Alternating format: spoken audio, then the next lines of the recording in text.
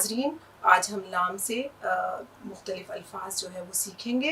तो आइए देखते हैं लाम से बनने वाले कुछ मुख्तलिफ अल्फाज। देखिए, सबसे पहले जब हम ये लाम को लिखेंगे तो ये लाम है, ठीक है, ये एक हर्फ हो गया। लेकिन जब हम इसको बतौर लफ्ज़ के लिखेंगे तो हम ये लिखेंगे लाम, यानी कि इसमें 3 हर्फ इस्तेमाल हुए, लाम, अलिफ और मीम। ये 3 हर्फी है लफ्ज़ लाम। और जब हम इसको हिंदी में लिखेंगे तो ये हो जाएगा ऐसे लाम, और जब हम इंग्लिश में लिखेंगे तो LAA और M। आप खाली जो है वो LAM भी लिख सकते हैं, ये, और ये भी लिख सकते हैं, ये भी लिख सकते हैं, ठीक है। तो इसी तरह से लाम से बनने वाले बहुत मुख्तलिफ अल्फाज हैं। तो छोटे छोटे से लफ्ज़ देखिए, मैं आपसे कुछ कहती हूँ जो लिखे एक जैसे जाएंगे लेकिन बोलने में वो मुख्तलिफ हैं। मिसाल के तौर पर देखिए, एक लफ्ज़ है ला, देखिए छोटा सा लफ्ज़ है ला, यानी कि इसमें लाम और अलिफ 2 हर्फी है, ये हो गया ला। तो एक ला के मानी तो वो है जो इनकार करने को कहते हैं, यानी कि नफी का कलमा है। नफी, इनकार करना, नफी है ना, ऐसे नफी को कहते हैं, यानी कि इनकार को। एक ला उसको कहते हैं जब हम किसी से कोई चीज कहते हैं कि ला इधर, ला मीन्स लाना, ठीक है। ये हो गया ला, इनकार का कलमा। एक ला हो गया लाना के मानी में। और उर्दू में ला जो है वो ऐसे लिखा जाता है, क्योंकि उर्दू में जैसे ये अंग्रेजी वाला जो लॉ है ना, ये, इसको हम क्या कहते हैं, लॉ, यानी कि कानून।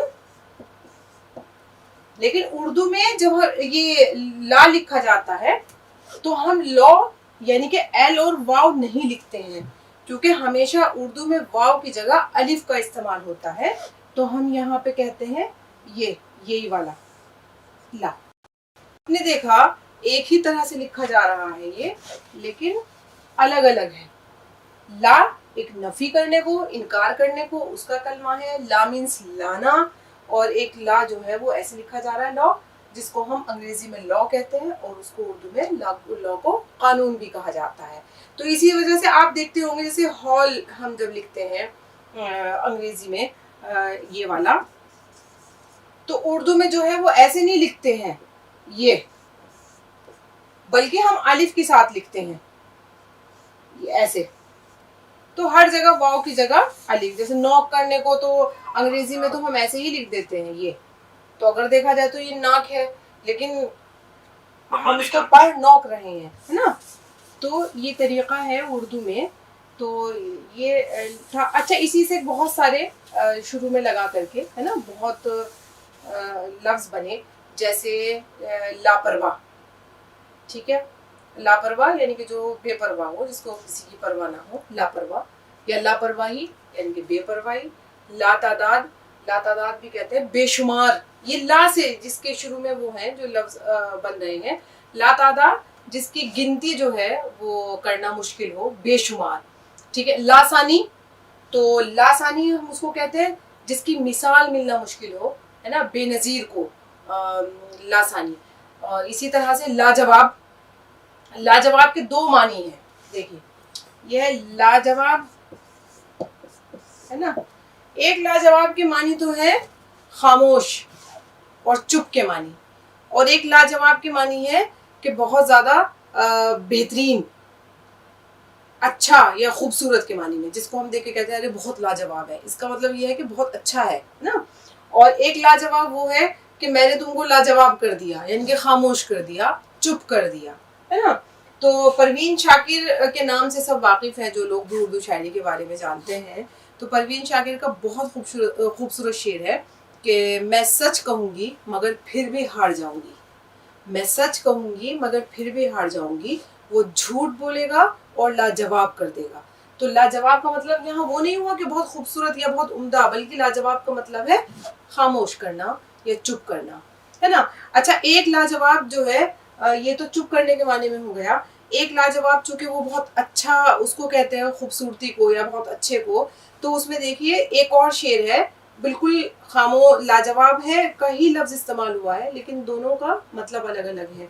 एक जगह खामोशी के माने में है, एक जगह खूबसूरती के माने में है, लाजवाब के माने में है कि सूरत तो इब्तदा से तेरी लाजवाब थी, सूरत तो इब्तदा से तेरी लाजवाब थी, नाजो अदा ने और तरहदार कर दिया। तरहदार भी कहते हैं छबीला, नाजो अदा रखने वाला, यानी कि सूरत तो तुम्हारी थी लेकिन ऊपर से जो है वो और ज़्यादा उसमें इजाफा हो गया उसकी नाजो अदा से। तो इस तरह जो है एक ही लफ्ज़ जो है वो कई मानी में इस्तेमाल होता है। तो उसी तरह से ये ला से बहुत सारे बने, जैसे लाचार, लाचार कहते हैं बेबस को, मजबूर को, है ना। और ला हासिल, ला हासिल भी कहते हैं जिसका कोई फ़ायदा ना हो, बेफ़ायदा, फजूल। तो ये मैं सिर्फ आपसे ला से बनने वाले आपको कुछ लफ्ज़ जो है वो बता रही हूँ। जैसे ला मुतनाही, यानी कि कभी ना रुकने वाला सिलसिला, गैर महदूद जिसको हम कहते हैं। अच्छा, ला मुतनाही बहुत इस्तेमाल होता है, देखो ये ऐसे लिखा जाएगा, ला मुतनाही, है ना, मीम ते नून लटकन वाली है और ये मुतनाही, ठीक है। ला लगा दिया, ला मुतनाही यानी कि जिसकी हद ना हो, गैर महदूद, है ना, जो महदूद ना हो, जो कम ना हो, ठीक है, ला महदूद, ला मुतनाही सिलसिला। तो इसी तरह से ये देखिए आप, ये ला से बनने वाले मैंने आपको ज़रूरी समझा कि कुछ अल्फाज बताऊं। मैं अभी आपको कुछ और अल्फाज जो है वो लाम से लिखने वाले यहाँ पर सिखाती हूँ। मैंने यहाँ से कुछ और अल्फाज जो है वो लिखे हैं लाम से बनने वाले। तो उसमें सबसे पहले जो है वो लाज, लाज कहते हैं लाम अलिफ और जीम। लाज कहते हैं शर्म को या हया को, है ना। देखो वो शर्म नहीं है, वो शर्म है। और इस पे ये शीन और रे और मीम जब लिखा जाता है तो इस पे जज्म है ना, जबर नहीं है, तो ये शर्म है। एक तो लाज ये है, ये शर्म और हया के माने में हो गया। एक जो है उर्दू में ऐसे लिखा जाता है, जैसे अंग्रेजी में हम लॉज लिखते हैं ना, लॉज किसी मतलब मकान को, या फिर जहाँ आपके ठहरे जाकर के किसी लॉज में, किसी मकान में, या किसी जगह जाकर के, लॉज उसको भी कहा जाता है। लेकिन उर्दू में जो है ये होता है ना लॉज, है ना। तो उर्दू में हम ये लाम और वाव के साथ नहीं लिखेंगे, क्योंकि मैंने आपको बताया था कि हमारे यहाँ उर्दू में जो तरीका राइज है वो वाव की जगह अलिफ इस्तेमाल होता है। तो वहाँ हम उसको लॉज जब लिखेंगे तो ऐसे ही लिखेंगे, तो वो एक तरह से पढ़ा जाएगा। हो सकता है कि जब आप कोई तहरीर पढ़ रहे हो तो वहाँ आपको ये लगे कि ये लाज, तो आप इस तरह से पढ़ें, लेकिन आप उसको ये लिखा ऐसे जाएगा, पढ़ा लौट जाएगा, है ना। जहाँ पे किसी ठहरने की बात हो रही हो, किसी जगह की या किसी मकान की, किसी इमारत की बात हो रही हो, तो वहाँ पे हम लॉज उसको पढ़ेंगे, ठीक है। तो इसी तरह से ये देखिए दूसरा जो है ये है लाजवर्द, लाम अलिफ जीम वाव रे और दाल, लाजवर्द। अब लाजवर्द जो है ये कैसे लिखा जाएगा, लाम अलिफ जीम और वाव। क्योंकि मैंने आपको पहली वीडियो में बताया था कि वाव के बाद जो लफ्ज अलग लिखा जाता है उनमें एक रे भी है, और रे के बाद जो अलग हर्फ लिखा जाता है उसमें दाल भी शामिल है। तो ये हो गया लाजवर्द। अब आप देख रहे हैं वाव के बाद रे अलग लिखा गया, रे के बाद दाल जो है वो अलग लिखा गया। तो लाजवर्द, लाजवर्द जो है वो कहते हैं एक गहरे जो नीले रंग का एक पत्थर होता है, बहुत चमकदार, ठीक है। तो लाजवर्द से जो है वो लाजवर्दी बना। लाजवर्दी यानी कि जो गहरे नीला रंग रखता हो, है ना, लाजवर्दी। ये लाजवर्द जो है वो पत्थर है जिसमें बहुत चमक होती है और बेहद गहरे जो है नीले रंग का होता है, बहुत खूबसूरत पत्थर लाजवर्द, ठीक है। तो ये देखिए लाद, लाम अलिफ और ये लाद, आसान सा हम बोलते हैं, लाद से लादना बना। लाद कहते हैं बोझ को, बार। अच्छा देखिए अब आप वो भी सीख सकते हैं ना, एक नया लफ्ज बार, है ना। तो बार जो है ये बोझ के मानी में है, ये तो आप बार भी इसको पढ़ कह सकते हैं, यानी कि एक और लफ्ज आपने सीखा लाद के साथ साथ, बोझ जो आपको मालूम है ये बार है ना। तो ये बार वो बार नहीं है शराब खाना, ٹھیک ہے. تو اسی طرح سے آپ دیکھیے کہ یہ ہے لازم. لازم لام الف زے اور میم. لازم کہتے ہیں ضرور, جو کہ فرض ہو جو چیز, واجب ہو جو چیز, لازم. لیکن اگر ہم اس میں یہ لگا دیں گے, یہاں پر اگر ہم اس میں یہ لگا دیں گے, دیکھیے لکھا ایسے جائے گا لیکن یہاں پہ ہو جائے گا یہ لازم سے لازمی. لازم کے معنی ضرور کے, جو واجب ہے, اور لازمی کے معنی ہو گئے ضروری. ٹھیک ہے, بس اتنا فرق آیا. لازم ضرور ہے نا, ہم یہ کہتے ہیں کہ یہ چیز لازمی ہے, تو وہاں کہہ رہے ہیں کہ یہ مطلب یہ چیز تمہیں لازمی کرنی ہے, تو یہ چیز تمہیں ضرور ہے نا کرنی ہے, ضروری ہے یہ چیز تمہارے لیے کرنا. تو اس طرح سے لازم سے لازمی بنا, لاد سے لادنا بنا. لاد کے معنی بوجھ کے ہیں, ٹھیک ہے, اور لادنا کے معنی کسی چیز پہ بوجھ رکھ دینا.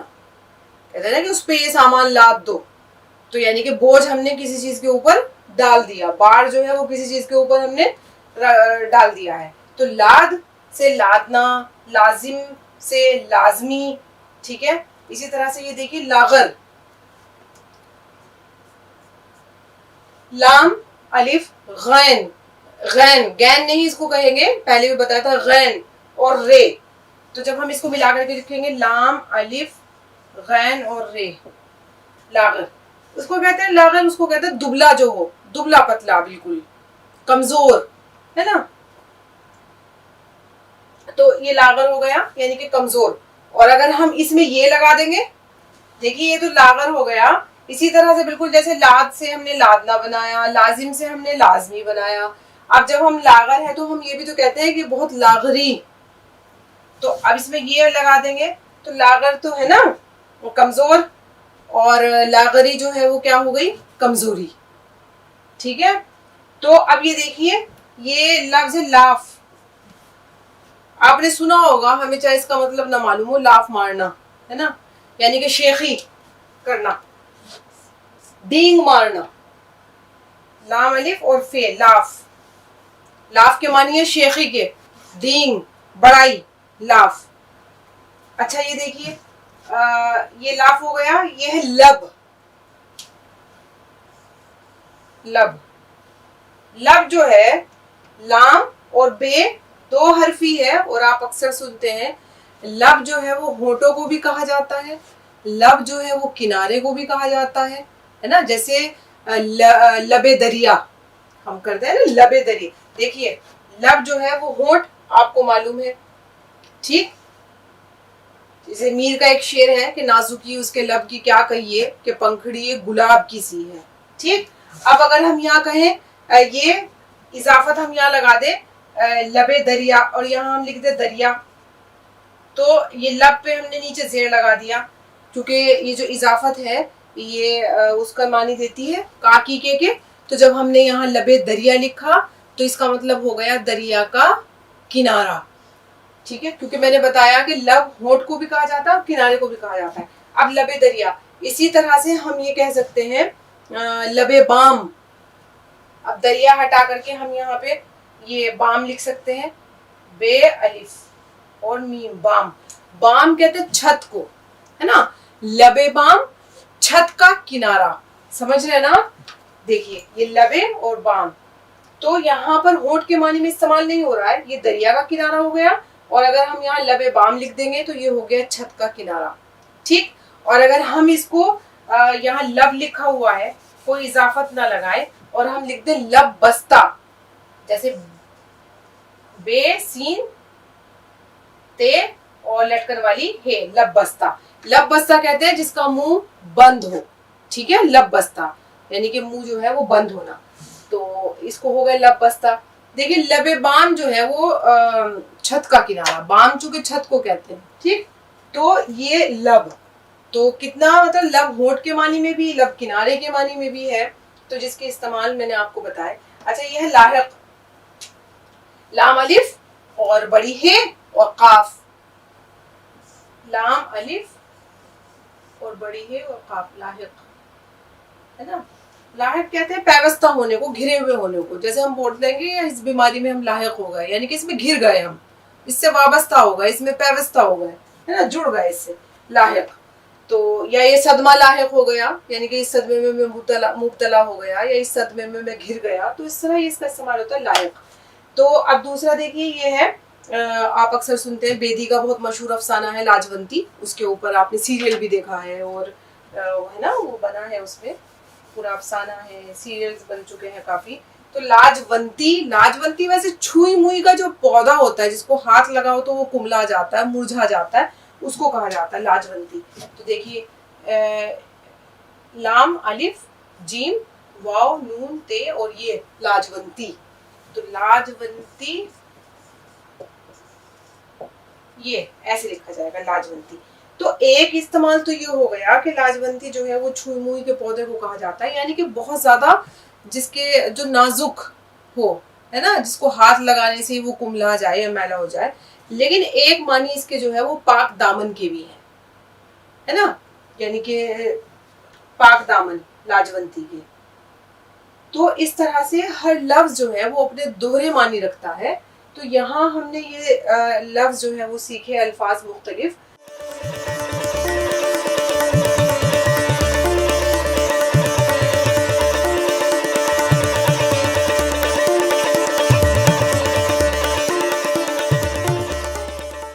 तो नाजरीन, हम आज ये मैंने कुछ अल्फाज जो है वो मीम से बनने वाले मुख्तलिफ लिख दिए हैं। तो आइए उनका मतलब जानने की कोशिश करते हैं कैसे लिखे जाएंगे। अब देखिए, क्योंकि 31वां हर्फ है ना, मीम, तो जब ये मीम है और जब हमने उसको बतौर हर्फ लिखा तो हमने मीम ये और मीम, यानी कि ये मीम ये और मीम, ठीक है। और जब हमने इसको लिखा तो ये हो गया ऐसे। तो ये 3 हर्फी है, लेकिन इसी तरह मैं आपको आसानी के लिए रोमन में भी लिखना बता देती हूँ और आपको हिंदी में भी बता देती हूँ, ताकि आप और आसानी से समझ सके। तो ये मीम हम हिंदी में लिखेंगे और इसी तरह से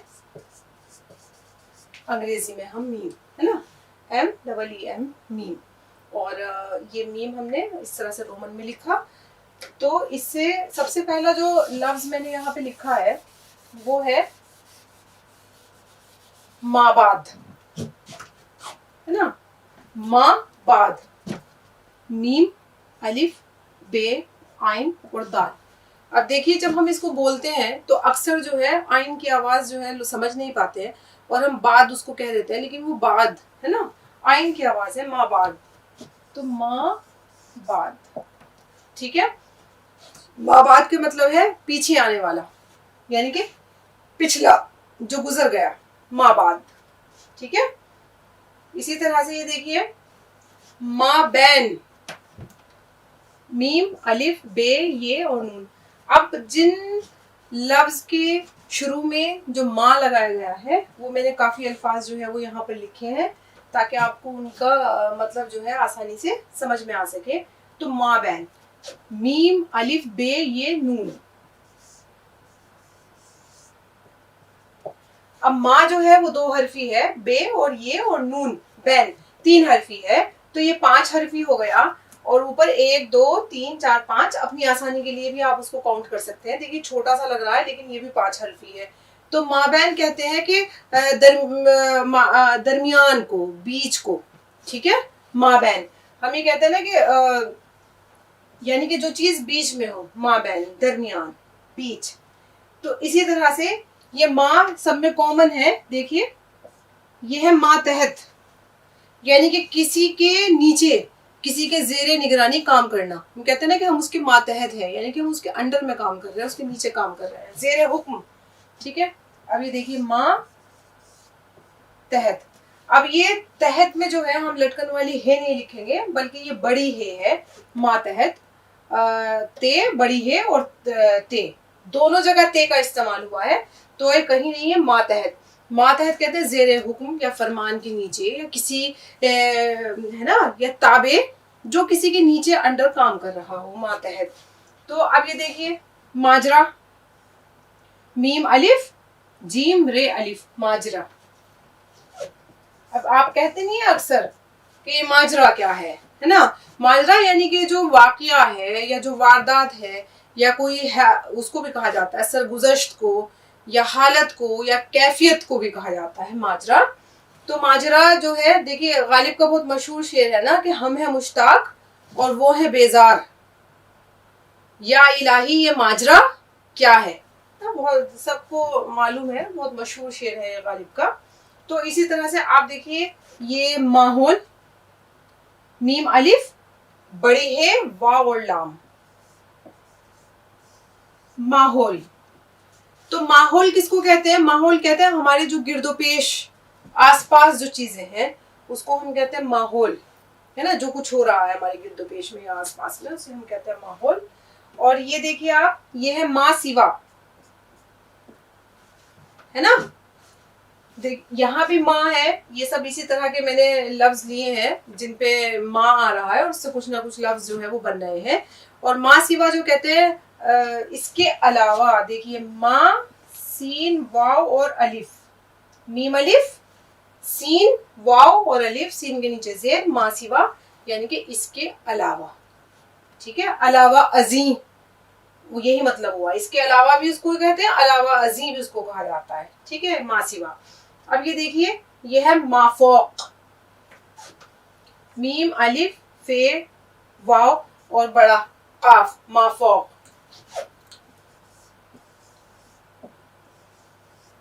ہے نا. اچھا یہ آپ نے اکثر سنا ہے کہ یہ مافوق جو ہے اس کو تو ہم کہتے ہیں, جیسے فوق سے آپ دیکھیے فوقیت رکھتا ہو, جو فوقیت رکھتا ہو, ٹھیک ہے. اور مافوق جو ہے وہ اونچے کو بھی کہا جاتا ہے, اعلیٰ کو بھی کہا جاتا ہے. اسی لیے ہم داستان کے لیے جب استعمال کرتے ہیں, ایک ہوتا ہے مافوق الفطرت لفظ استعمال ہوتا ہے, تو اس کا مطلب یہی ہوتا ہے کہ یعنی کہ جو چیزیں انسان کی سمجھ سے پرے ہوں اس کو مابعد الطبیعیات بھی کہا جاتا ہے.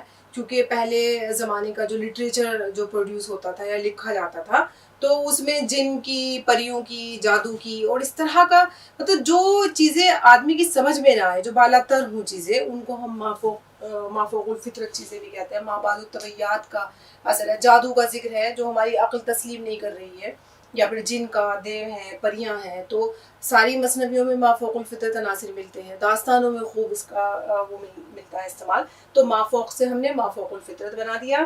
تو یہ ہے ماورا, ہے نا, میم الف واو رے الف, ماورا, ٹھیک ہے.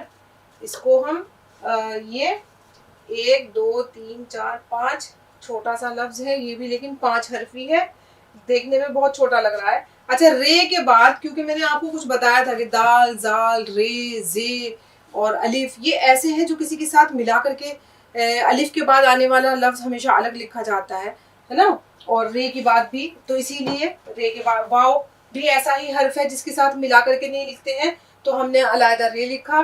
اور رے کے ساتھ بھی الف کو جو ہے وہ رے کے بعد بھی کوئی لفظ مل کر کے نہیں لکھا جاتا ہے, تو ہم نے اس میں لکھ دیا ہے. تو ماورا بھی کہتے ہیں کہ جو بالا تر ہو, اوپر, ماورا یعنی کہ ہم اس چیز سے ماورا یعنی کہ اس چیز سے پرے ہیں, ٹھیک ہے, علاوہ عظیم, ماورا. تو اسی طرح سے یہ دیکھیے مات, مات کا معنی تو آپ کو معلوم ہے, کسی کو مات دینا یعنی کہ ہرا دینا, ہرانا یا شکست, اس کے لیے بہت اچھا لفظ یہ ہے مات, یعنی کہ آپ شکست بول سکتے ہے نا, کسی کو شکست دینا, مات دینا. اب یہ دیکھیے ماخذ, یہ 3 حرفی ہو گیا, میم الف خے اور زال, یہ زال ہے زے نہیں ہے, ماخذ, یہ میم خے اور زال, ماخذ, ہے نا. ماخذ کہتے ہیں بنیاد کو جو اصل ہو.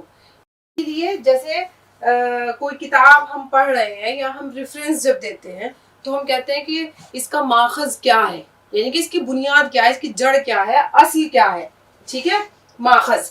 اور اسی لیے یہاں پہ استعمال ہوتا ہے بنیادی ماخذ اور ثانوی ماخذ. بنیادی ماخذ کا مطلب یہی ہوتا ہے کہ جو اوریجنل ٹیکسٹ ہے اگر ہم نے اس سے ریفرنس دیا ہے تو ہم اس کو کہتے ہیں بنیادی ماخذ, اور اگر ہم نے کسی نے اس کتاب کے اوپر کچھ لکھا ہے اور ہم نے وہاں سے کوئی ریفرنس اٹھایا ہے تو ہم وہاں کہتے ہیں ثانوی ماخذ, ٹھیک ہے. تو ماخذ, اور ماخذ سے ہی بنا ماخوذ, وہ میں نے یہاں پہ لکھا نہیں ہے لیکن ماخوذ, ماخوذ بھی کہتے ہیں. ये माखूज कहते हैं अख्ज किया गया, जहां से वो चीज ली गई है, ठीक है, माखूज। तो जैसे इकबाल की बहुत सारी नज़में हैं या और दूसरे भी, तो हम वहाँ पे लिख देते हैं, जैसे एक बच्चा और है ना, एक बच्चा और गिलहरी, या बहुत सारी नज़में इकबाल ने ऐसी लिखी हैं जो अंग्रेज़ी जो शोरा हैं उनसे माखूज हैं, तो वहाँ उन्होंने लिख दिया है कि उससे है ना मिल्टन से माखूज। तो इस तरह यानी कि वहाँ से ये जो आइडिया था या जो मुस्तार है वो वहाँ से अख्ज की गई है चीज़ें जो लिखी हैं। तो माखज से माखूज। अच्छा ये देखिए छोटा सा एक लफ्ज है मार, लेकिन मैंने मार इसलिए लिखा है यहाँ पे, एक मार की मानी तो आपको मालूम है, वो है मार जिसका आपको होता है कि चोट के मानी में है ना, जैसे मारना हम कहते हैं पिटाई करना किसी की, और मार कहते हैं चोट को या जर्ब को। लेकिन एक मार जो है वो आप आज नया सीखेंगे, उस मार के मानी है सांप के, मार, ठीक है, ऐसे ही लिखा जाएगा बिल्कुल, बस आपको देखना पड़ेगा सांप या अफई। इसीलिए कहते हैं ना कि मारे आस्तीन, यानी कि आस्तीन में छुपा हुआ सांप, हम दुश्मन को भी बोलते हैं ना कि तो है ना छुपा हुआ सांप, आस्तीन में छुपा हुआ सांप, तो मारे आस्तीन ये बोला जाता है। पूरी एक तरकीब है, दो लफ्जों को मिला करके बनाई गई है। तो मार जो है वो सांप को भी कहा जाता है, और एक मार जो है वो चोट और जर्ब को कहा जाता है, उसी से मारना, मार से मारना यानी कि पीटना, किसी को पिटाई करना। तो